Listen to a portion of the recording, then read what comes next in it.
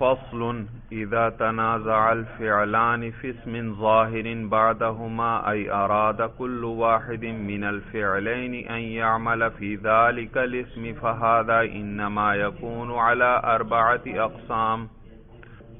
الأول أن يتنازع في الفاعلية فقط نحو ضربني وأكرمني زيد. الثاني أن يتنازع في المفعولية فقط نحو ضربت وأكرمت زيدا. الثالث أن يتنازع في الفاعلية والمفعولية ويقتضي الأول الفاعل والثاني المفعول نحو ضربني وأكرمت زيدا. الرابع عكسه نحو ضربت وأكرمني زيد.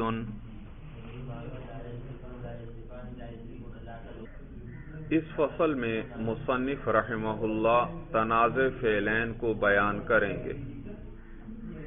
تنازع کا معنی ہے جھگڑنا. تنازع فعلین یعنی 2 فعل جھگڑا کرتے ہیں. مثلا ایک اسم ظاہر آیا اور اس اسم ظاہر سے پہلے 2 فعل آئے.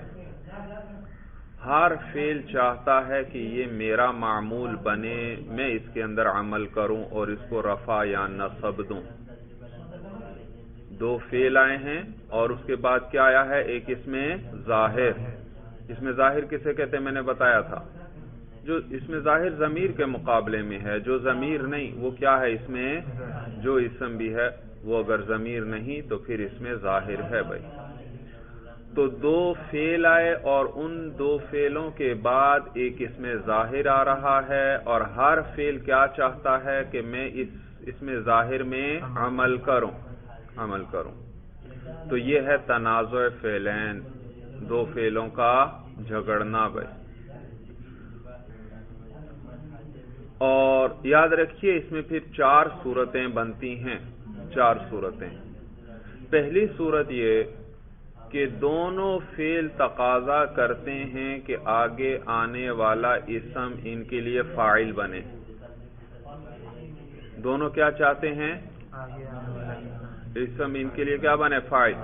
پہلا فعل چاہتا ہے یہ میں عمل کروں یہ میرے لیے فاعل بنے. دوسرا فعل چاہتا ہے میں اس میں عمل کروں اور یہ میرے لیے فاعل بنے. اور کبھی جھگڑا مفعول ہونے میں ہوگا. پہلا فعل چاہتا ہے یہ آگے آنے والا اس میں ظاہر میرے لیے مفعول بنے، میں اس میں عمل کروں. دوسرا فعل چاہتا ہے کہ میں اس میں عمل کروں اور یہ میرے لیے مفعول بنے. اور کبھی مختلف جہتیں ہوں گی بھائی. پہلا فعل تو چاہتا ہے میرے لیے فاعل بنے اور دوسرا فعل کیا چاہتا ہے؟ میرے لیے مفعول بنے. یہ تیسری صورت ہو گئی. کیا صورت ہوئی؟ پہلا چاہتا ہے میرے لیے فاعل، دوسرا چاہتا ہے میرے لیے مفعول. اور چوتھی صورت اس کے برعکس ہے. پہلا چاہتا ہے میرے لیے مفعول بنے اور دوسرا چاہتا ہے میرے لیے فاعل بنے. صورتیں سمجھ میں آ گئیں؟ کتنی صورتوں میں ہے تنازع فعلین کی کتنی صورتیں ہیں؟ 4. پہلی صورت کیا کہ دونوں فعل کس کا تقاضا کر رہے ہیں؟ فاعل کا، کہ آگے آنے والا اسم ظاہر ان کے لیے فاعل بنے. دوسری صورت کیا؟ دونوں کس چیز کا تقاضا کر رہے ہیں؟ کہ آگے آنے والا اسم ظاہر ان کے لیے مفعول بنے. تیسری صورت کہ پہلا چاہتا ہے میرے لیے فاعل بنے، دوسرا چاہتا ہے میرے لیے مفعول بنے. اور کبھی اس کا برعکس ہوگا چوتھی صورت میں کہ پہلا چاہتا ہے میرے لیے مفعول بنے اور دوسرا چاہتا ہے میرے لیے فاعل بنے بھائی، فاعل بنے.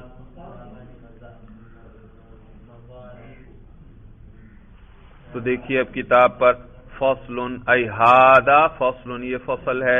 اذا تنازع الفعلان، جب جھگڑا کریں 2 فعل. کس میں جھگڑا کریں؟ فی اسم ظاہر بعدہما، ایک ایسے اسم ظاہر میں بعدہما جو ان دونوں فعلوں کے بعد آئے. ای اراد کل واحد من الفعلین، جھگڑا کریں کیا معنی؟ یعنی ارادہ کرے ہر ایک ان 2 فعلوں میں سے ان یعمل فی ذالک الاسم، کہ وہ عمل کرے اس اسم میں.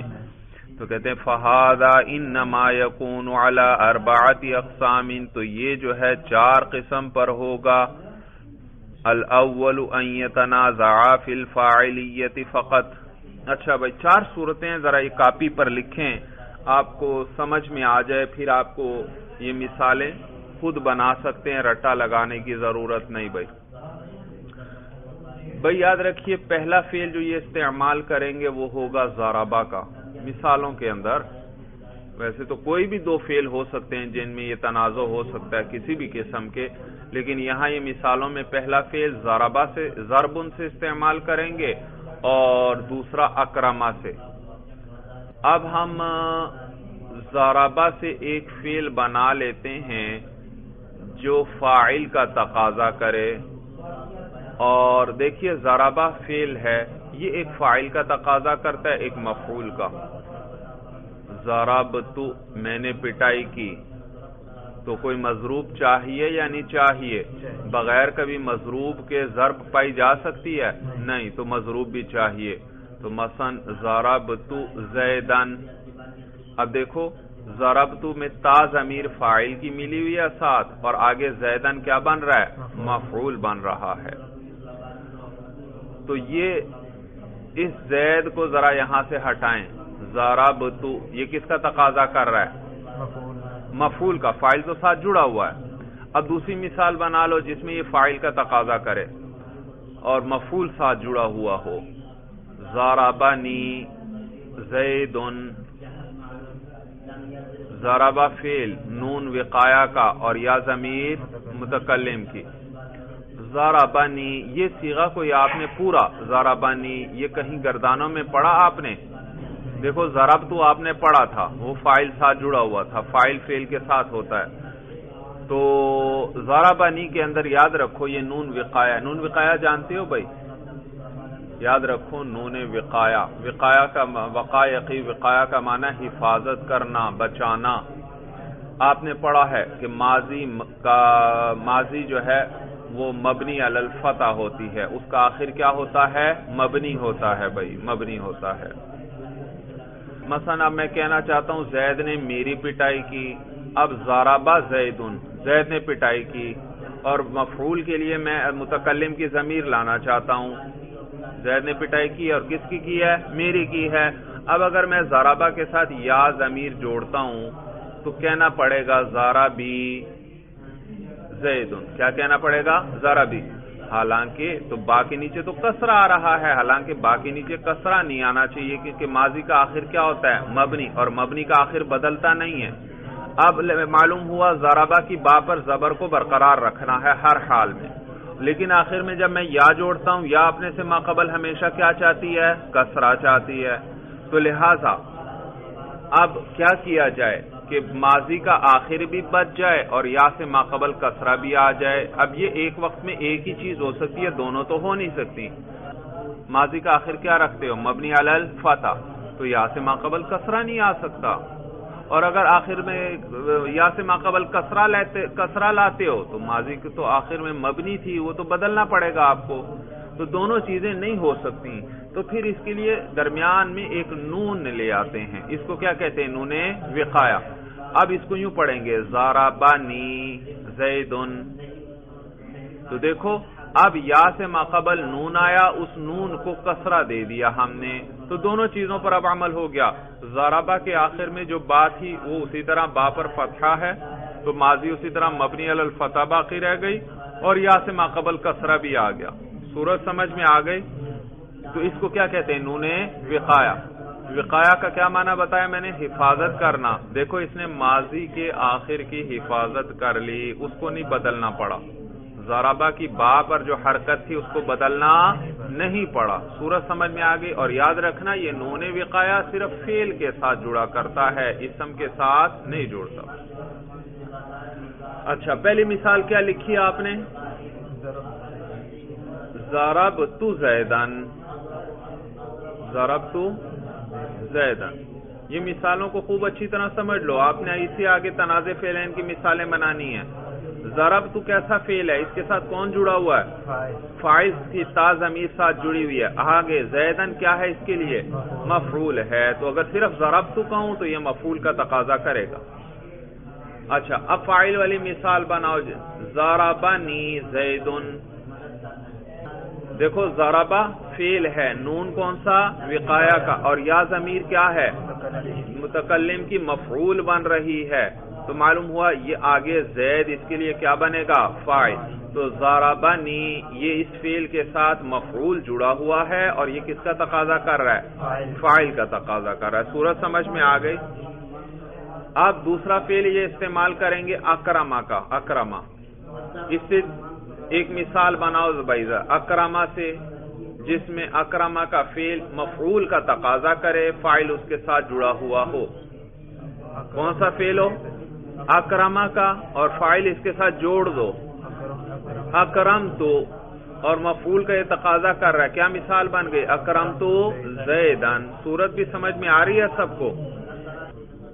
دوسری مثال اسی اکرما سے بناؤ جس میں مفعول ساتھ جڑا ہو اور یہ فاعل کا تقاضا، فاعل اس کا آگے آ رہا ہو. اکرمنی زیدن. اکرمنی زیدن. تو دیکھو اکرما فعل، نون وقایا، یا ضمیر مفعول. آپ سے کوئی پوچھ لے اس یا ضمیر کا اعراب بتاؤ، کیا کہیں گے آپ؟ بلکہ پہلے ساروں کی دوبارہ ترکیب دیکھو بھائی. ضربت زیدن، ترکیب کیا کریں گے؟ ضربت فعل با فاعل. اب اس میں فاعل بھی بتا دو، کیا ہے فاعل؟ تا ضمیر فاعل ہے. اس فاعل کا اعراب بتاؤ. مرفوع. فاعل جب بھی آپ کو کہا جائے آپ فوراً سمجھ جائیں، رفع پڑھنا ہے اس پر. یہ ہے مرفوع. مرفوع تو تین طرح پر ہے بھائی، کبھی محلن ہوتا ہے، کبھی لفظن ہوتا ہے، کبھی تقدیرن. محلن یہ صرف مبنی کے لیے آتا ہے. لفظن اور تقدیرن یہ کس میں ہوتا ہے؟ معرب کے اندر ہوتا ہے. لفظن کا کیا معنی کہ اس پر اعراب پر ہم باقاعدہ کیا کرتے ہیں؟ تلفظ کرتے ہیں. اب مجھے بتائیے ضربت زیدن، ضربت فعل با فاعل، فاعل اس کے اندر تا ضمیر. اس ضمیر کا اعراب کوئی آپ سے پوچھ لے کیا کہیں گے؟ مرفوع. کون سا مرفوع ہے؟ لفظن. بھئی یہ ضمیر ہے، ضمیر کس میں سے ہے؟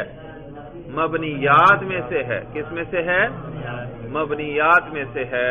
یہ تو میں نے آپ کو بتایا تھا، لیکن اتنی ایک مہینے کی چھٹیاں گزار کے آئے ہیں، اس لیے لگتا ہے ذہن سے نکل گئی چیزیں. بھائی میں نے آپ کو بتایا تھا یہ جو ضمیر پر جو زبر زیر پیش وغیرہ کچھ پڑھتے ہیں یہ اس کی حرکت ہے، یہ اعراب نہیں ہے، کیونکہ یہ تو مبنی ہے اور مبنی پر اعراب نہیں آیا کرتا بھائی، ظاہر نہیں ہوتا. تو سمجھ میں آیا بھائی؟ تو یہ کیا ہے؟ تا ضمیر مرفوع محلن. محلن کیوں ہے؟ کیونکہ مبنی ہے، مبنی پر اعراب لفظوں میں آ ہی نہیں سکتا، تو مرفوع ہے محلن. اچھا، اور زیدن کیا ہے؟ اعراب منصوب لفظن. لفظن کیا معنی؟ ہم اس پر تلفظ کر رہے ہیں نصب پر. دیکھو زیدن سننے سے پتہ چل گیا میں نے زبر پڑھا اس پر. زیدن سننے سے آپ کو پتہ چل گیا میں نے زیر پڑھا اس پر.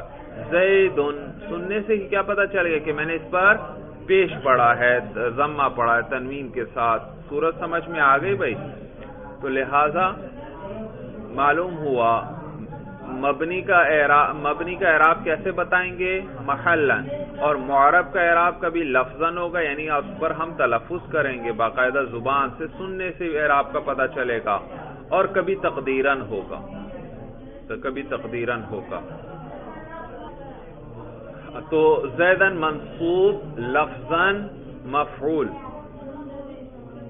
تو فعل اپنے فاعل اور مفعول سے مل کر کیا بنا؟ جملہ فعلیہ خبریہ ہوا. ضربت زیدن. اسی میں اگر میں یوں کہوں ضربت زیدن، ضربتا کی کیا ترکیب ہوگی؟ ضربتا فعل با فاعل، تا ضمیر کیا بنے گا اس کے لیے؟ فاعل بنے گا. اعراب اس کا بتاؤ.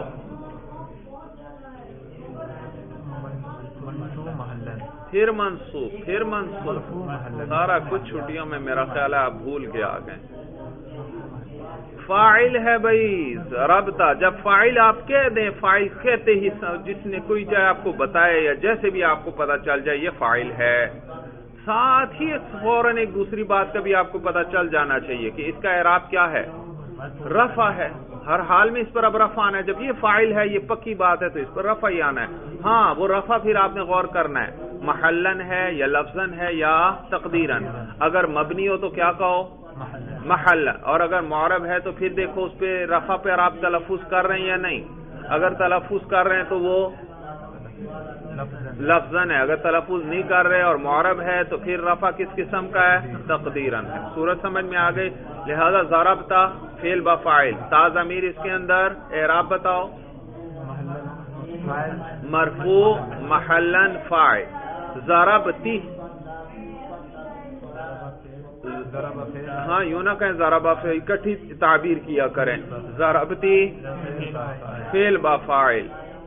آگے تا ضمیر مرفوع محلن اس کا فاعل. اگر آپ سے کوئی کہے ضربتی تا کے نیچے تو زیر ہے اور آپ تو کہہ رہے ہیں مرفوع، کیا جواب دیں گے؟ یہ اس کی حرکت ہے بھائی، یہ کوئی اعراب نہیں ہے، یہ ضمیر کی اپنی حرکت ہے. سمجھ میں؟ ضربتا کے اندر اگر کوئی آپ سے کہے تا پر تو زبر ہے، آپ مرفوع کیسے کہہ رہے ہو؟ آپ کیا جواب دیں گے؟ یہ اس کی حرکت ہے بھائی، یہ تو مبنی ہے، اس پہ تو اعراب آ ہی نہیں سکتا. زبر زیر پیش تو ظاہر ہی نہیں ہوگا اس پر. یہ اس کی اپنی حرکت ہے، اعراب نہیں ہے. صورت سمجھ میں آ گئی؟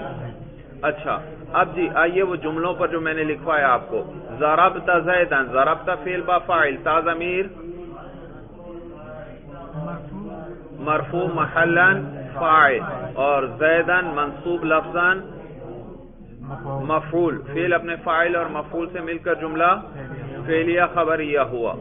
اور ضربنی زیدن، ذرا اس جملے کی ترکیب کریں. ضربہ فعل، نون وقایا جی. یا ضمیر متکلم کی اعراب بتاؤ بھائی.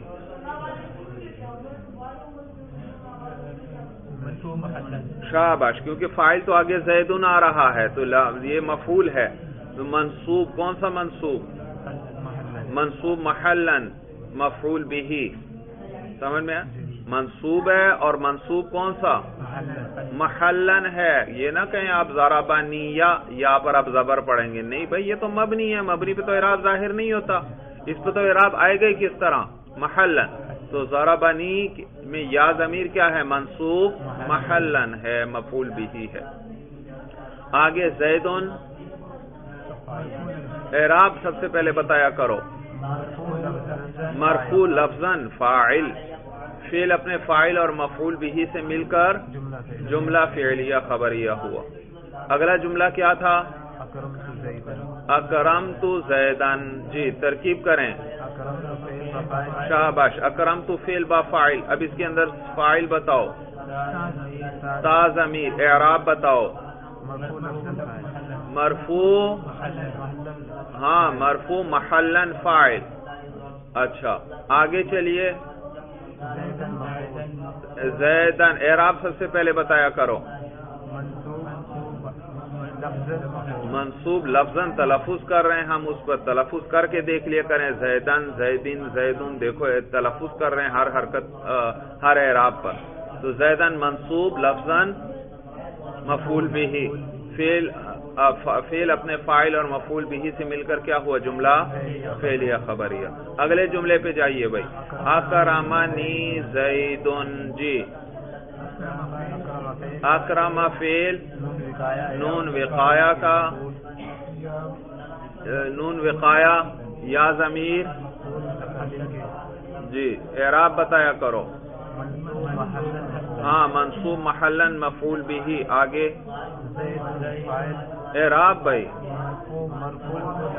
مرفوع لفظاً فاعل، فعل اپنے فاعل اور مفعول بھی سے مل کر کیا ہوا؟ جملہ فعلیہ خبریہ ہوا. صورت سمجھ میں آ گئی بھائی. یہ 4 فعل ہم استعمال کریں گے. صورت سمجھ میں آ رہی ہے؟ اچھا اب آئیے بھائی مثالیں بناتے ہیں ہم ان کی. مثلا دیکھیے پہلی صورت کیا تھی؟ تنازع فعلین کے اندر دونوں فعل کس کا تقاضا کریں گے؟ فاعل کا تقاضا کریں گے. پہلا فعل پکڑو بھائی جو فاعل کا تقاضا کر رہا ہو. یہ جو آپ کو 4 مثالیں میں نے دکھوائیں اس میں سے. ضربنی یہ آگے کس کا تقاضا کر رہا ہے؟ فاعل. ہاں وہ زید کو ذرا ختم کر دو. ضربنی اچھا دوسرا فعل بھی وہ لے آؤ جو فاعل کا تقاضا کرے. اکرمنی تو یوں کہیں گے ضربنی و اکرمنی زیدن. ضربنی و اکرمنی زیدن. توجہ ہے مثال پہ.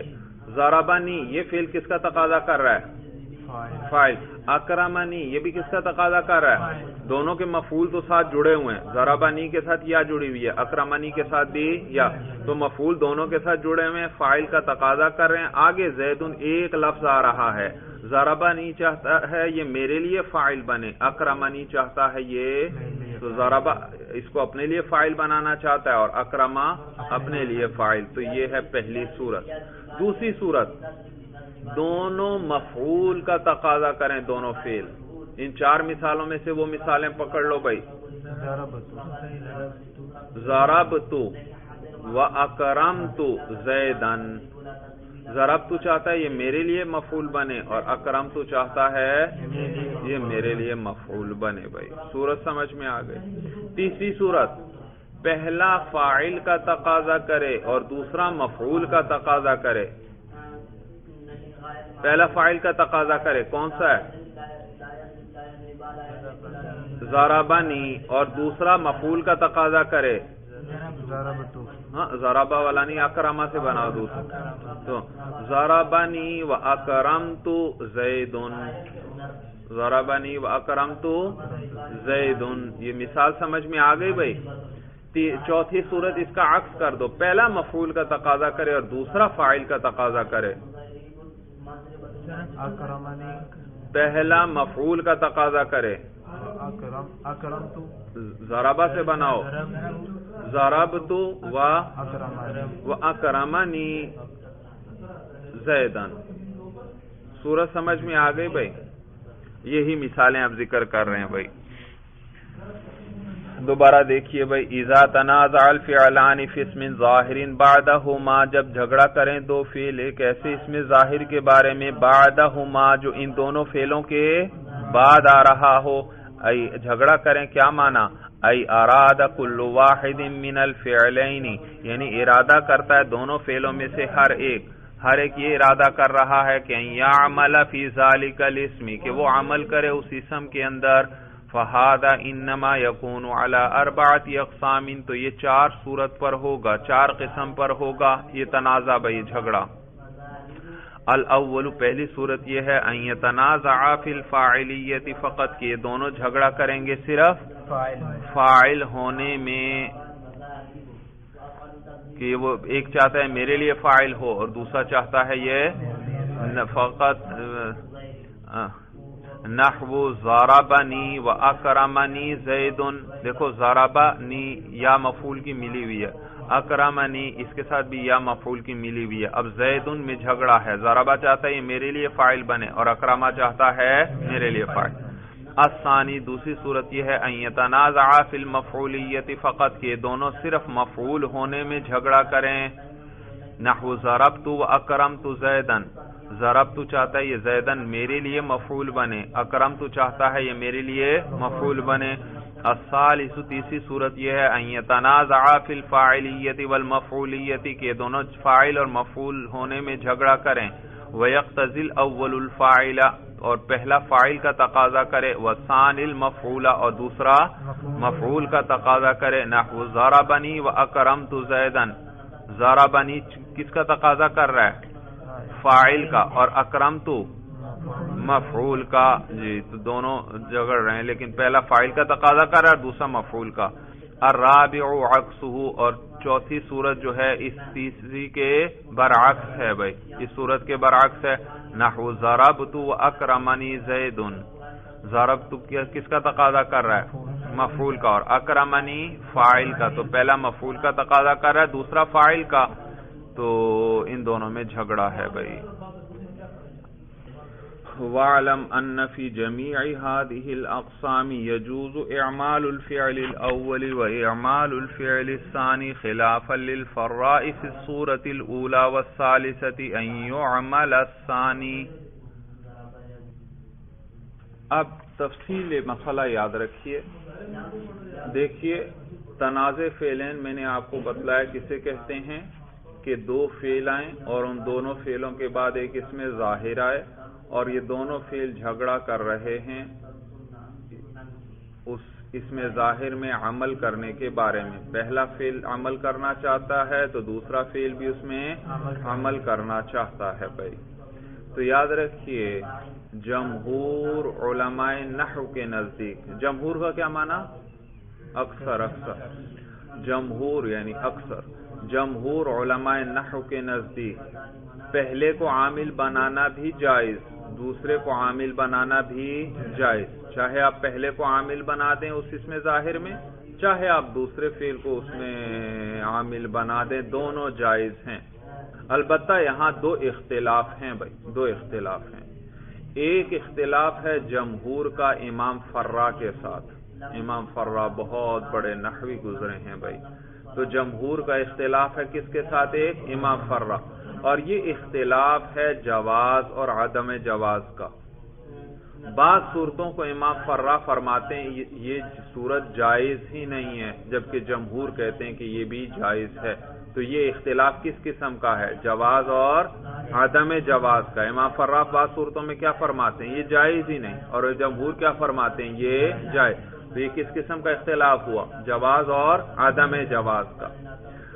تو جبکہ دوسرا اختلاف پھر جمہور کا آپس میں ہے بھائی. جمہور کے اندر پھر نحویوں کی دو پارٹیاں ہیں بھائی، دو گروہ ہیں نحویوں کے.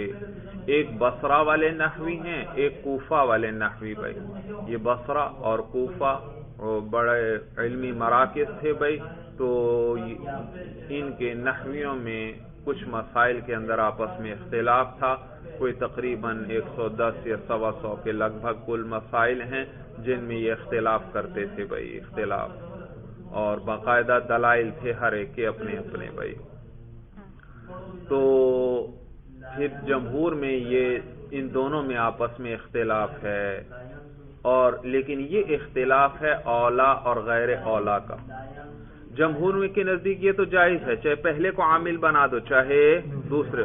امام فرا تو فرماتے تھے بعض صورتوں میں پہلے ہی کو عامل بنانا پڑے گا، دوسرے کو عامل بنا ہی نہیں سکتے. وہ اختلاف تھا جواز اور عدم جواز کا. بعض صورتوں کو جمہور جائز کہہ رہے ہیں تو امام فرا ناجائز کہہ رہے ہیں. لیکن یہ دوسرا اختلاف جو ہے جمہور کا آپس میں، یہ کوفہ اور بصرہ والوں میں، یہ اولا اور غیر اولا کا ہے. عمل تو جمہور کا اس پر تو اتفاق ہے، دونوں کو عمل دے سکتے ہیں. لیکن کس کو عمل دینا اولا ہے، بہتر ہے؟ پہلے کو عامل بنانا بہتر یا دوسرے کو عامل بنانا بہتر ہے؟ تو اس میں پھر اختلاف ہے. لیکن یہ اختلاف جواز یا عدم جواز کا نہیں ہے، جائز دونوں کہتے ہیں، چاہے پہلے کو عامل بناؤ چاہے دوسرے کو عامل بناؤ. اختلاف صرف کس چیز میں ہے؟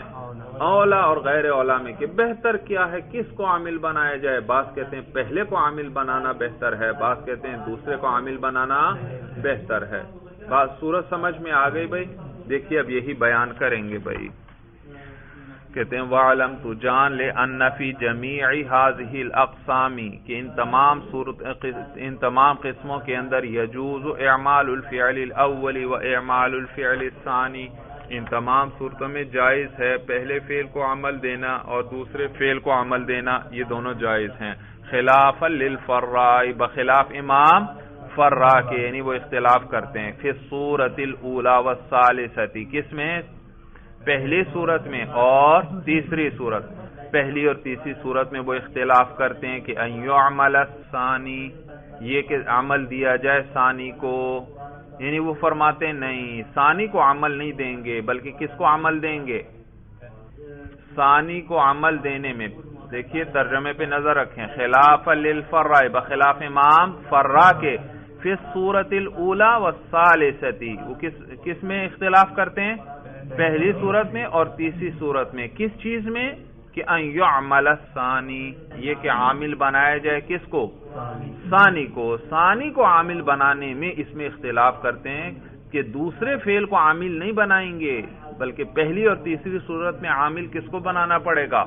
پہلے فعل ہی کو عامل بنانا پڑے گا، دوسرے کو عامل بنانا جائز ہی نہیں ہے. اچھا پہلی اور تیسری صورت ذرا نکالو.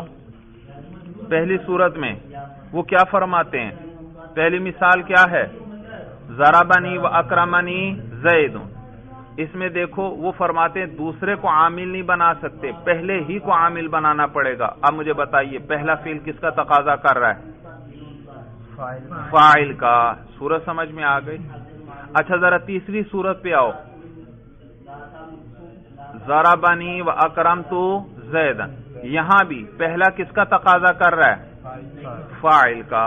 معلوم ہوا وہ دو صورتیں جن میں پہلا فعل فاعل کا تقاضا کر رہا ہو وہ فرماتے ہیں اول یعنی پہلے کو ہی عامل بنانا پڑے گا، دوسرے کو عامل نہیں بنا۔ اب ذرا باقی دو صورتوں کو دیکھ لیں۔ دوسری صورت میں پہلا کس کا تقاضا کر رہا ہے؟ ضربت اکرمت زیدن، مفعول کا۔ اور چوتھی میں بھی ضربت اکرمنی زیدن، پہلا کس کا تقاضا کر رہا ہے؟ مفعول۔ یعنی پہلا مفعول کا تقاضا کر رہا ہو تو اس صورت میں وہ فرماتے ہیں ٹھیک ہے دوسرے کو عامل بنا سکتے ہو۔ دوسری صورت اور دوسری اور چوتھی دونوں میں پہلا فعل کس کا تقاضا کر رہا ہے؟ مفعول کا، اور اس میں وہ فرماتے ہیں کہ ہاں اس میں آپ دوسرے کو بھی عامل بنا سکتے ہیں، پہلے کو بھی عامل بنا سکتے ہیں۔ لیکن وہ دو صورتیں جن میں پہلا فعل کس کا تقاضا کر رہا ہے؟ فاعل کا، یعنی پہلی صورت اور تیسری صورت، ان میں دونوں میں پہلا فعل فاعل کا تقاضا کر رہا ہے۔ وہ فرماتے ہیں جب پہلا فعل فاعل کا تقاضا کر رہا ہو تو اسی کو عامل بنانا پڑے گا، دوسرے والے کو عامل نہیں بنا۔ اب صورت سمجھ میں آ گئی اچھی طرح؟ امام فرا اختلاف کرتے ہیں کون کون سی صورت میں؟ اور پہلی اور تیسری، یعنی اب الفاظ دیگر یوں کہو کہ جس میں پہلا کس کا تقاضا کر رہا ہو؟ فاعل کا، تو وہ کیا فرماتے ہیں کس کو عامل بناؤ؟ پہلے ہی کو عامل بنانا پڑے گا جب وہ فاعل کا تقاضا کر رہا ہے، دوسرے کو عامل نہیں بنا سکتے۔ اچھی طرح بات سمجھ میں آ گئی؟ تو یہ معنی ہے خلافا للفراء فی الصورۃ الاولی والثالثۃ ان یعمل الثانی، بخلاف امام فرا کے پہلی اور تیسری صورت میں یہ کہ عمل دیا جائے دوسرے فعل کو، اس میں وہ اختلاف کرتے ہیں کہ دوسرے کو عمل نہیں دیں گے۔ اور دلیل باقاعدہ دلائل کے ساتھ ہمارے ائمہ بات کرتے ہیں بھائی، تو کہتے ہیں وَدَلِيلُهُ لُزُومُ، وہ فرماتے ہیں دیکھو پہلی اور تیسری صورت میں پہلا کس کا تقاضا کر رہا ہے؟ فاعل، اور اسی کو عامل بنانا پڑے گا۔ اگر آپ اس کو عامل نہیں بناتے، کس کو بناتے ہیں؟ دوسرے کو، تو پہلا فاعل کا تقاضا کر رہا تھا، تو یا تو اس کے اندر آپ ضمیر لائیں گے فاعل کی، یا آپ کو فاعل کو سرے سے حذف محذوف ہی ماننا پڑے گا۔ کیا کرنا پڑے گا؟ وہ مثال پہ ذرا نظر رکھو، کدھر ہے مثال؟ پہلے ضربنی و اکرمنی، پہلی مثال ہے بھائی، کتاب پہ ذرا دیکھیں پہلی مثال، ضربنی و اکرمنی زید، یہی ہے پہلی مثال۔ دیکھیے وہ فرماتے ہیں، اس مثال پہ بھائی نظر رکھو، دیکھیے وہ فرماتے ہیں ضربہ کس کا تقاضا کر رہا ہے؟ فاعل کا۔ کس کو اپنا فاعل بنانا چاہتا ہے؟ زیدن کو۔ اگر آپ ضربہ کے لیے زیدن کو فاعل نہیں بناتے تو پھر تو یا تو آپ کو اس میں فاعل کی ضمیر ماننا پڑے گی یا سرے سے فاعل کو ہی محذوف ماننا پڑے گا، اس کا فاعل ذکر ہی نہیں ہے۔ دو ہی صورتیں ہیں نا، یا کیا مان لو اس کے اندر؟ ضمیر، یا یوں کہ فاعل محذوف ہے، کیونکہ فاعل تو آگے ایک ہی آ رہا تھا، وہ تو آپ نے کس کے لیے بنا دیا؟ دوسرے، وہ تو آپ نے کس کے لیے بنا دیا؟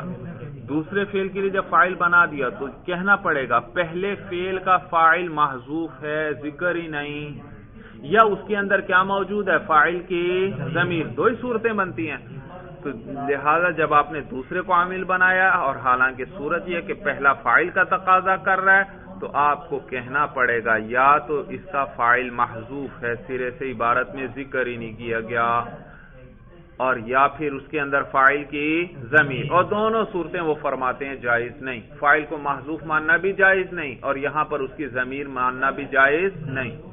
محذوف ماننا کیوں نہیں صحیح فعل کے فاعل؟ بھائی میں نے آپ کو ضابطہ بتلایا تھا، کئی دن ہم ترکیب کرتے رہے چھٹیوں سے پہلے بھائی، کہ فعل کے لیے ہمیشہ فاعل ضرور چاہیے، فعل معروف کے لیے فاعل اور فعل مجہول کے لیے نائب۔ ایسا کبھی نہیں ہو سکتا فعل تو آ جائے اور آگے اس کا فاعل یا نائب فاعل نہ آئے، تو معلوم ہوا فاعل کو تو حذف کر ہی نہیں سکتے، بلکہ صاحب کتاب نے صاحب ہدایت انہوں نے خود آپ کو بتلایا تھا کہ صرف فاعل کو نہیں حذف کر سکتے، فعل اور فاعل دونوں کو ملا کر حذف کرنا چاہیں آپ کر سکتے ہیں۔ مثلا کس نے آپ سے پوچھا اقام زید، کیا زید کھڑا ہے؟ آپ نے کہا نعم، ہاں کہنا تو چاہیے تھا نعم قام زید، لیکن آپ نے قام فعل اور زید فاعل دونوں کو اکٹھا حذف کر لیا۔ تو فعل اور فاعل دونوں کو تو اکٹھا حذف کیا جا سکتا ہے، لیکن فعل کو باقی رکھیں اور فاعل کو حذف کر لیں، یہ جائز نہیں۔ صورت سمجھ میں آ گئی؟ تو وہ فرماتے ہیں پہلی صورت پر تو عمل ہو نہیں سکتا، کیا کیا جائے کہ فاعل کو محذوف مان لیں۔ پہلا کس کا تقاضا کر رہا ہے؟ فاعل کا۔ تو وہاں جب آپ نے عامل کس کو بنا دیا ہے؟ دوسرے کو، تو پہلے کے لیے یا فاعل کو محذوف ماننا پڑے گا، اور فاعل کو تو محذوف نہیں مان سکتے، یا فاعل کی ضمیر اس کے اندر ماننا پڑے گی۔ ضربہ نہیں کے اندر کون سی ضمیر ہے؟ ضربہ کے اندر ہوا، اور یہ ہوا ضمیر کس کو راجے؟ کہتے ہیں یہ وہ زید کو راجے جو آگے آ رہا ہے۔ کس کو راجے؟ زید کو۔ اور تو ضمیر پہلے آ گئی اور مرجع بعد میں آیا، حالانکہ مرجع پہلے آیا کرتا ہے، ضمیر اس کے بعد آیا کرتی ہے۔ بھائی صورت سمجھ میں آ گئی بھائی؟ تو وہ فرماتے ہیں اگر دوسرے کو عامل بناؤ گے، پہلے کو نہیں بناؤ گے، تو پھر دو خرابیوں میں سے ایک خرابی ضرور لازم آئے گی۔ پہلے فعل کے لیے فاعل کو محذوف ماننا پڑے گا، اور وہ تو جائز ہی نہیں ہے، یا پھر اس کے اندر فاعل کی ضمیر ماننا پڑے گی، اور ضمیر پہلے آ گئی، اور مرجع کیا ہے؟ بعد میں۔ وہ زید مرجع وہ تو بعد میں آ رہا ہے، اکرمنی کے بعد جا کر آ رہا ہے، تو ضمیر پہلے آ گئی اور مرجع بعد میں آ گیا، اس کو کہتے ہیں اضمار قبل ذکر۔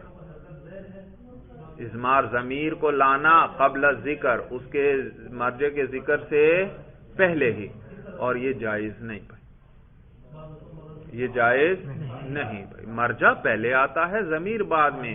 میں آپ سے کہتا ہوں جاءنی زید، میرے پاس زید آیا تھا، فَأَكْرَمْتُهُ، تو میں نے اس کا اکرام کیا۔ اب دیکھو ضمیر میں نے لوٹا دی، پہلے زید کا ذکر ہو گیا، پھر میں نے کہا فَأَكْرَمْتُهُ، تو میں نے اس کا کیا کیا؟ اب آپ کو بات بھی سمجھ میں آ رہی، آپ مجھ سے یہ نہیں پوچھیں گے میں نے اس سے کون مراد ہے، ابھی میں زید کی تو بات کر رہا تھا، اس سے کون مراد ہے؟ زید ہی مراد ہے۔ لیکن اگر پیچھے زید ذکر نہ ہوتا اور میں آپ سے کہتا اکرمتہ، میں نے اس کا اکرام کیا، آپ فوراً پوچھیں گے بھائی کون مراد ہے اس سے؟ بھائی آپ کس کی طرف اشارہ کر رہے ہیں، کون ضمیر کس کو لوٹ رہی ہے؟ صورت سمجھ میں آ گئی بھائی؟ تو وہ کیا فرماتے ہیں امام فرا کہ اگر آپ دوسرے کو عامل بناتے ہیں تو پھر پہلا تو کس کا تقاضا کر رہا ہے؟ فاعل کا، تو پھر کیا کرنا پڑے گا؟ یا فاعل کو محذوف ماننا پڑے گا، یا اس کی ضمیر محذوف بھی نہیں مان سکتے۔ کیوں؟ کیونکہ فعل کو باقی رکھا جائے اور فاعل کو حذف کر لیا جائے، یہ تو جائز ہی نہیں۔ یا پھر کیا ماننا پڑے گا؟ ضمیر ماننا پڑے گی۔ اگر محذوف نہیں مانتے تو ضمیر مان لو، اور یہاں ضمیر بھی مانو گے تو کیا خرابی لازم آئے گی؟ اضمار قبل ذکر لازم آئے گا، اور اضمار قبل ذکر تو جائز نہیں۔ بات اچھی طرح سمجھ میں آ گئی؟ کہتے ہیں وہ دلیل اور امام فرا کی دلیل جو ہے لزوم احد الامرین، دو چیزوں میں سے ایک کا لازم آنا ہے۔ اگر آپ کیا کرتے ہیں؟ دوسرے کو عامل بناتے ہیں، پہلی اور تیسری سو، وہ کیا فرما رہے تھے؟ کس کو عامل بنانا پڑے گا؟ پہلے کو۔ اور اگر آپ جمہور کیا کرتے ہو؟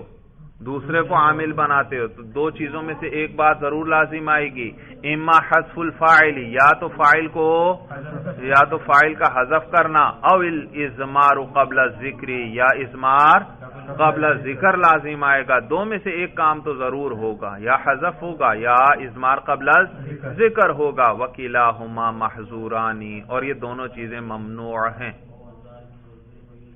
یہ جائز نہیں ہیں۔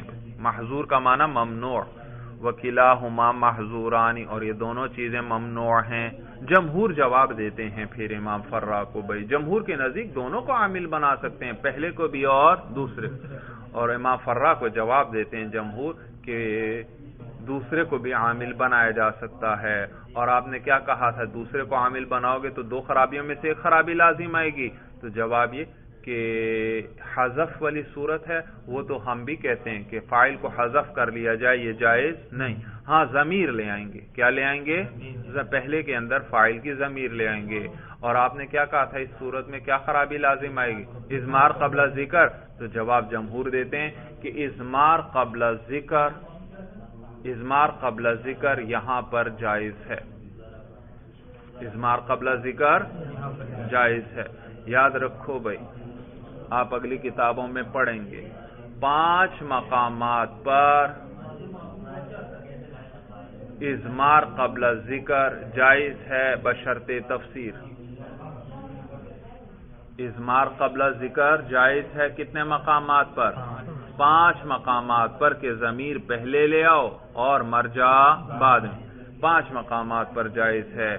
تو جمہور جواب دیتے ہیں کہ کہ یہاں ہم ضمیر مان لیں گے پہلے فعل کے اندر، اور یہاں پر اضمار قبل ذکر جائز ہے بشرط تفسیر. کس شرط پر؟ تفسیر، یعنی آگے اس کی تفسیر آ جائے. مثلا دیکھیے یہ کیا مثال تھی؟ ضربنی و اکرمنی زید. اچھا، یہ زید کو فاعل کس کے لیے بنایا؟ دوسرے کے لیے نا. امام فرا کو جواب دے رہے ہیں. زید کو کس کے لیے فاعل بنایا؟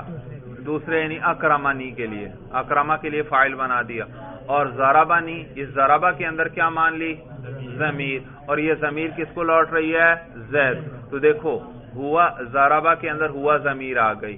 یہ ہوا اضمار قبل ذکر. لیکن آگے تفسیر بھی آ رہی ہے کہ نہیں، کہ ہوا سے کون مراد ہے؟ زید. ایک لفظ کے بعد یہ آ رہا ہے زید. تو یہ ہے اضمار قبل ذکر، لیکن ساتھ کیا آ رہی ہے؟ اس کی تفسیر بھی آ رہی ہے کہ ہوا سے کون مراد ہے. پتہ چل گیا کون مراد ہے؟ زید. تو اس کو کیا کہتے ہیں؟ اضمار قبل ذکر بشرط تفسیر، کہ آگے تفسیر بھی آ جائے کہ ضمیر سے کون مراد ہے اس سے بھائی. ورنہ تو ضمیر مبہم تھی، پتہ ہی نہ چلتا. تو آگے کیا آ گئی؟ اس کی تفسیر آ گئی کہ ضمیر سے زید مراد ہے بھائی. تو جمہور کیا جواب دیتے ہیں کہ 5 جگہ پر اضمار قبل ذکر بشرط تفسیر جائز ہے. اور ان 5 جگہوں میں سے ایک تنازع فعلین کا باب ہے. کون سا باب ہے؟ اور یہ بھی کون سا باب ہم پڑھ رہے ہیں؟ تنازع فعلین. تو لہذا یہاں پر اضمار قبل ذکر پہلے میں ضمیر مان لو، اور آگے کیا آ رہی ہے؟ اس کی تفسیر. تو یہ اضمار قبل ذکر بشرط تفسیر ہوا، اور یہ یہاں تنازع فعلین میں جائز ہے. صورت سمجھ میں آ گئی. تو اضمار قبل ذکر جائز ہے یہاں تنازع فعلین کے باب میں بشرط تفسیر. تو یہ کون سا اختلاف تھا بھائی؟ جواز اور عدم جواز. اسی تو کہتے ہیں وَهَذَا فِي الْجَوَازِ. اور یہ اختلاف کس میں تھا؟ جواز میں. جمہور کے نزدیک یہ صورت جائز، امام فرا کے نزدیک جائز نہیں. وَأَمَّا الْاخْتِيَارُ. دوسرا اختلاف کیا تھا؟ کہ پسندیدہ کون سا ہے، بہتر کون سا ہے، پہلے کو عامل بنائیں یا باقی جمہور تو فرماتے ہیں چاہے پہلے کو عامل بناؤ یہ بھی صحیح، دوسرے کو عامل بناؤ یہ بھی صحیح، لیکن بہتر کیا ہے، کس کو عامل بنایا جائے؟ تو اس میں نے بتایا 2 گروہ ہیں نحویوں کے. یاد رکھو، ادھر دیکھیے بھائی، بصرہ کے نحوی فرماتے ہیں کہ دوسرے کو عامل بناؤ. ضربنی و اکرمنی زید. یہ زید کو کس کے لیے فاعل بناؤ؟ اکرمنی کے لیے. کیوں فاعل بناؤ؟ کہتے ہیں اس لیے کیونکہ اکرمہ اس کے قریب ہے، اس کا پڑوسی ہے. جب اس کے قریب ہے وہ زیادہ حقدار ہے کہ اس کو عامل بنایا جائے. اور ضربہ کے اندر کیا مان لو؟ اس کی ضمیر مان لو. صورت سمجھ میں آ گئی. تو ایک دلیل کیا ہوئی ان کی، بصرہ والوں کی؟ قریب ہے، اس کا پڑوسی ہے. اور دوسری دلیل یہ ہے، وہ فرماتے کہ اصل یہ ہے کہ فعل کے فوراً بعد فاعل آنا چاہیے. فعل کے فوراً بعد کس کو آنا چاہیے؟ تو اکرمنی، اس کے فوراً بعد کیا آ رہا ہے؟ زید. تو اصل پر عمل ہو گیا. اصل بھی کیا ہے؟ فعل آتے ہی فوراً کس کا تقاضا کرتا ہے؟ فاعل کا. لہذا فاعل کو اس کے ساتھ جڑا ہونا چاہیے، درمیان میں فاصلہ نہیں. اگر آپ اس کو فاعل بنا دیں ضربنی کے لیے تو درمیان ضربنی اور زیدن کے درمیان کون آ گیا؟ اکرمنی. تو دونوں جڑے ہوئے یا فاصلہ آ گیا بیچ میں؟ اور اصل کیا ہے؟ فعل کے فوراً بعد کون آنا چاہیے؟ فاعل. درمیان میں فاصلہ نہیں ہونا چاہیے. تو لہذا دو دلیلیں ہوئی بصرہ والوں کی. ایک کیا دلیل ہوئی؟ قریب ہے اکرمنی، فعل کے قریب ہے اکرما، لہذا اس کو عامل بناؤ. اور دوسری دلیل کیا؟ تاکہ اصل پر عمل ہو جائے، کیونکہ اصل کیا ہے؟ فعل کے فوراً بعد کس کو آنا چاہیے؟ فاعل کو آنا چاہیے. درمیان میں فصل اور جدائی نہیں ہونی چاہیے. تو کہتے ہیں اما الاختیار، اور باقی اختیار میں پسندیدہ ہونے میں، ففیہ خلاف البصریین، تو اس میں اختلاف ہے کس کا؟ بصرہ والوں کا. فإنہم یختارون اعمال الفعل الثانی، پس وہ اختیار کرتے ہیں فعل ثانی کو عمل دینے کو، اعتبارا للقرب والجوار، قریب ہونے اور پڑوسی ہونے کا اعتبار کرتے ہوئے. قرب و جوار کا ایک معنی بھائی، یہ لفظ جوار بھی ہے، جیم کے نیچے کسرہ بھی صحیح، اور جوار جیم پر پیش بھی پڑھ سکتے ہیں. تو جوار اور جوار کا معنی پڑوس بھائی. قرب و جوار کا ایک معنی ہے، سمجھ میں آیا بھائی؟ قریب ہونا، پڑوسی ہونا. تو وہ اختیار کرتے ہیں فعل ثانی کو عمل دینے کو، اعتبارا للقرب والجوار، قرب و جوار کی وجہ سے، پڑوسی ہونے کی وجہ سے. والکوفیون یختارون اعمال الفعل الاول، اور کوفہ والے جو ہیں وہ اختیار کرتے ہیں فعل اول، پہلے فعل کو عمل دینے کو، مراعاتا للتقدیم والاستحقاق، رعایت کرتے ہوئے مقدم کرنے کی اور مستحق ہونے کی. یہ مقدم ہے بھائی. کوفہ والے کہتے ہیں کہ پہلے کو عامل بناؤ. ان کی بھی دو دلیلیں بھائی. ایک دلیل یہ کہ وہ پہلے آیا ہے، اور جو پہلے آئے وہ پہلے پائے بھائی، وہ زیادہ حقدار ہے، لہذا کس کو عامل بنانا چاہیے؟ پہلے کو. جو پہلے آیا ہے وہ مستحق ہے کہ اس کو عامل بنایا جائے بھائی. اور دوسری دلیل ان کی یہ ہے کہ اس صورت میں اضمار قبل ذکر سے بھی ہم بچ جائیں گے. کس سے بچ جائیں گے؟ اضمار قبل ذکر سے بھی ہم بچ جائیں گے بھائی. کس طرح اضمار قبل ذکر سے ہم بچیں گے؟ ذرا وہ مثال پہ نظر رکھو. ضربنی و اکرمنی زید. کوفہ والے کیا کہتے ہیں؟ کس کو عامل بناؤ؟ پہلے، یعنی ضربہ کو عامل بناؤ. تو ضربہ کا، تو یہ زید کا تعلق کس سے ہو گیا؟ ضربہ سے. تو لہذا ضربہ کو آپ نے عامل بنا دیا، تو اکرمہ کے اندر کیا ماننا پڑے گی؟ ضمیر ماننا پڑے گی. تو اضمار قبل ذکر سے ہم بچ جائیں گے. سوال پیدا ہوتا ہے اضمار قبل ذکر تو پھر بھی لازم آ رہا ہے. ذرا آپ اس مثال پہ نظر رکھیں. ضربنی و اکرمنی زید. زیدن میں کون عمل کر رہا ہے؟ ضربنی. اکرمنی میں کیا نکال لی؟ ضمیر. اب آپ مجھے بتائیے یہ ضمیر پہلے ہے یا زید پہلے ہے؟ مثال پہ نظر رکھو، مثال پہ نظر رکھو. کتاب میں کھولو، وہ مثال کھولو. ضربنی و اکرمنی زید. یہ زید میں عامل کون؟ ضربنی. اور اکرمہ میں پھر کیا نکال لی؟ ضمیر. اب مجھے بتاؤ ضمیر پہلے آ رہی ہے یا لفظ زید پہلے آ رہا ہے؟ ضمیر پہلے آ رہی ہے. تو سوال پیدا ہوتا ہے بھائی آپ نے کوفہ والے نحویو آپ نے کیا کہا کہ اس صورت میں ہم اضمار قبل ذکر سے بچ جائیں گے. اضمار قبل ذکر سے تو ہم پھر بھی نہیں بچ سکتے، چاہے پہلے کو عامل بنا دو پھر بھی. اکرمہ پہلے آ رہا ہے تو ضمیر اس کے اندر ہے، وہ بھی پہلے آ گئی، اور زیدن تو بعد میں ہے. تو اضمار قبل ذکر سے بچے یا ابھی بھی اضمار قبل ذکر ہے؟ ابھی بھی اضمار قبل ذکر ہے. تو جواب یاد رکھنا کہ بھائی جب یہ زیدن کا تعلق کس سے جڑ گیا؟ ضربہ سے. یہ اس کے لیے فاعل بن گیا. جب اس کے ساتھ جڑ گیا تو یہ دیکھنے میں تو اس وقت بظاہر تو یہ اکرمہ کے بعد ہے، لیکن در حقیقت یہ ضربنی کے فوراً بعد ہے. گویا اصل کلام یوں بن گیا ضربنی زیدن و اکرمنی. جب آپ نے اس زیدن کو فاعل بنایا کس کے لیے؟ ضربہ کے لیے. ضربہ کے لیے جب فاعل بنایا تو اس وقت زیدن کا اس سے تعلق جڑ گیا. جب اس سے جڑ گیا تو دیکھنے میں تو زیدن اگرچہ وہ آخر میں ہے لیکن در حقیقت اس کا مقام کہاں پر ہے؟ مرتبے کے اعتبار سے یہ کہاں ہے اس وقت؟ ضربانی کے فوراً بعد آ رہا ہے. تو گویا عبارت کیسے بن گئی؟ ضربنی زیدن و اکرمنی. تو اب دیکھیے اضمار قبل ذکر رہا نہیں، لہذا وہ کوفہ والے کہتے ہیں پہلے کو عامل بنا دو گے تو ہم ایک تو اس صورت میں جو پہلے آئے وہ پہلے پائے وہ مقدم ہے، لہذا اس کو عامل بنانا چاہیے. اور دوسری کیا دلیل ہے ان کی؟ اس صورت میں ہم اضمار قبل ذکر سے بچ جائیں گے. بھائی اچھی طرح بات سمجھ میں آ گئی. تو خلاصہ کلام یہ ہوا کہ یہاں دو اختلاف ہیں. ایک اختلاف امام فرا کے ساتھ ہے جمہور کا، اور امام فرا دو صورتوں میں فرماتے ہیں کہ پہلے ہی کو عامل بنائیں گے، دوسرے کو عامل نہیں بنا سکتے. اور وہ کون سی دو صورتیں ہیں جس میں پہلا کس کا تقاضا کر رہا ہے؟ فاعل کا. امام فرا فرماتے ہیں یہاں جب پہلا فاعل کا تقاضا کر رہا ہے اسی کو عامل بنائیں گے، دوسرے کو عامل نہیں. کیونکہ اگر آپ دوسرے کو عامل بناتے ہیں تو پہلے کے اندر یا تو فاعل کو محذوف ماننا پڑے گا یا اس کی ضمیر ماننا پڑے گی، اور فاعل کو محذوف ماننا بھی صحیح نہیں. اور اگر ضمیر مانتے ہو تو پھر اضمار قبل ذکر لازم آئے گا اور وہ بھی جائز نہیں ہے.